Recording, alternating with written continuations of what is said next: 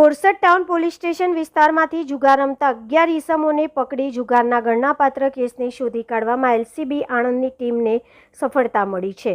શ્રી રાઘવેન્દ્ર વત્સ સાહેબ, પોલીસ મહાનિરીક્ષક સાહેબ શ્રી, અમદાવાદ વિભાગ, અમદાવાદ નાઓના માર્ગદર્શન હેઠળ શ્રી જીજી જસાણી, પોલીસ અધિક્ષક સાહેબ શ્રી, આણંદ નાઓએ પ્રોહી જુગારની બંદી અટકાવવા સારું અસરકારક કામગીરી કરવા સૂચના આપેલ।